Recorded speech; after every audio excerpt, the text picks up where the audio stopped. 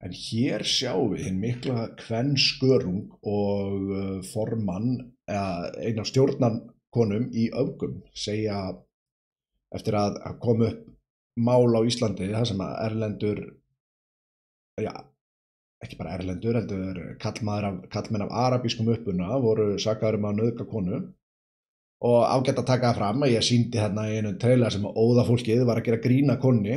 Þeim fannst þetta mjög fyndið og sögðu að þessi frásögn hljómaði alls ekki trúverðug, enda óða fólkið alltaf til í að hoppa sem sagt á hræsnisvagnin þegar kemur að því að þetta einhver sem að er svona í þeirra liði að þá er það alltaf til í að hoppa á vagnin og brjóta öll sín prinsip sem þeir segjast hafa og gera grína fórnarlambinu og segja að þessi frásögn hljómi alls ekki trúverðug í staðinn fyrir að trúa þeim. En allavega, já, þessi umræða fór mikinn og þar var einmitt rætt já, mögulega tíðni nauðgana og annað þegar kom hjá þessum hópum. Og þá kemur hún Ólöf Tara og segir að raunveruleikinn er sá að karlmenn eru vandamálið, ekki uppruni þeirra. Sest, að karlmenn sé ekki uppruni vandamálsins, heldur er að uppruni karlmannana sé ekki það sem að sé vandamálið, heldur bara karlmenn yfir höfuð. Ok, þegar kemur að einhverjum hlut ef að karlmaður stígur fram og segir að konur séu vandamálið, ekkert hvað konur það séu, bara konur eru vandamálið, þá verið sæmi maður náttúrulega réttilega sagður bara hálfviti og ógeð og kvenhatari og aumingi, örugglega kallaður aumingi og talaði litli kall og eitthvað svona, en óöruggur lítill kall, það helviti vinsælt.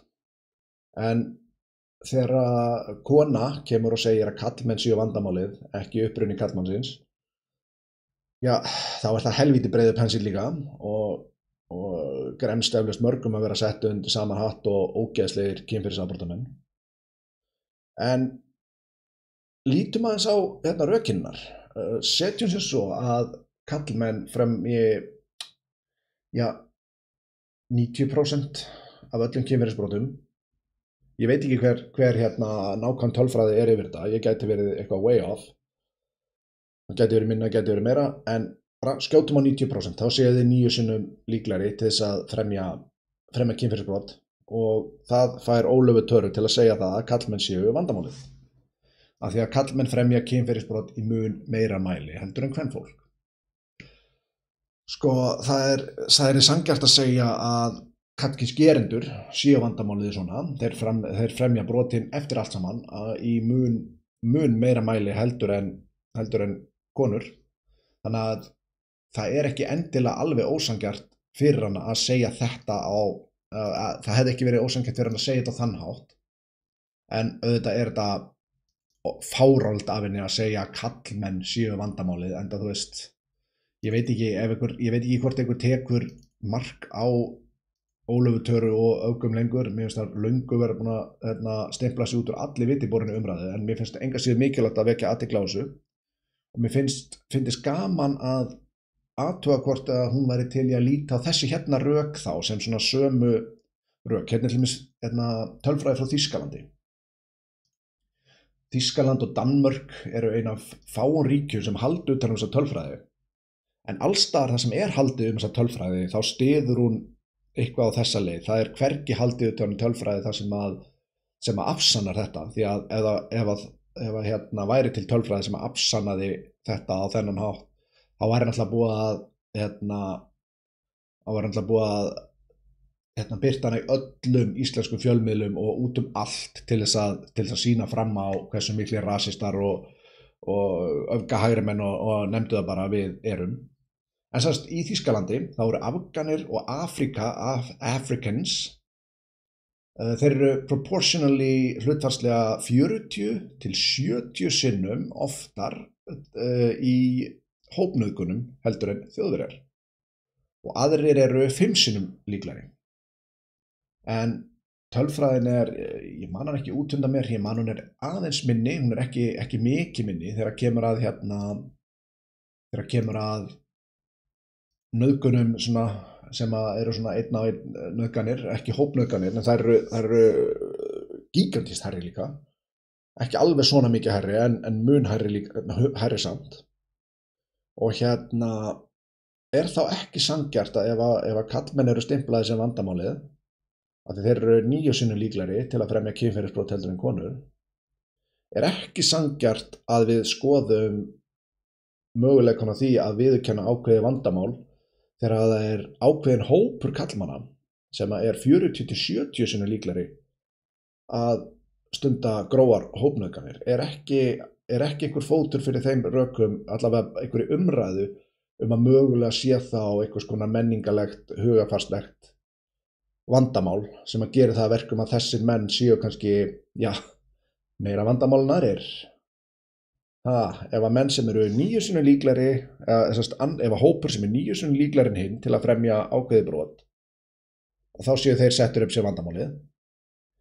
En það sé ekki hægt að skoða rökin fyrir því að hópur sem er 40-70 sinnum líklegri en hinn til að fremja ákveðin glæp, þá er ekki hægt að skoða það að mögulega sé eitthvað til í því að þessir aðilar og hvað þeir gera, hvaðan þeir koma og annað, þeir séu vandamálið.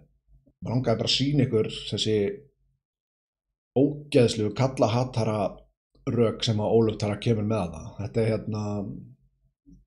Þetta á ekkert erindi í nokkra vitiborna umræðu en það er svo sem hefur ekki verið sterka hlið öfga hingað til. En talandi vitiborna umræðu, mér langar að líta hérna af falið myndband falda myndavél sem að einn nemandi birti af kennaranu sínum. Hlustum aðeins á hvað þessi ágæti kennari hefur að segja í myndbandinu áður en við ræðum það. Expectations, but you guys always want to push it. You privileged white boys always just want to push it to the end. No, knock it off, Trayton. Knock it off. Þetta er hvít kona sem er þarna. Hvít kona og hún sér ekki að vera myndana. Vandamáli sem hún sér þarna eru you privileged white boys. Expectations, but you guys always want to push it. You privileged white boys always just want to push it to the... Það er rosalega gaman að you privileged white boys always want to push it. Hversu mikill rasisti er allir white guilt sé að þjaka þessa mannesku alveg niður í tær því að þetta náttúrulega þetta komment var ekki samfélagslega samþykkt og ekki akademískt samþykkt neitt annan hóp. Það verður fróðlegt að fylgjast með hvað ef eitthvað kemur fyrir hana vegna þessa því að sýna svona bara rasisma af sér í kennslustofunni og þegar að fólk neitar að trúa því að svona þessi nýmarxismi hafi áhrif í kennslunum, hvernig heldur að væri ef það væri kennari þarna að tala bara hvað svartir væru ómögulegir og eitthvað svoleiðis. Mundur vilja endilega senda svarta nemendur í tíma hjá þenni eða? En það þykir algjörlega bara fínt að hafa einhverja sem er að tala you privileged white boys. Því líkt ógeð.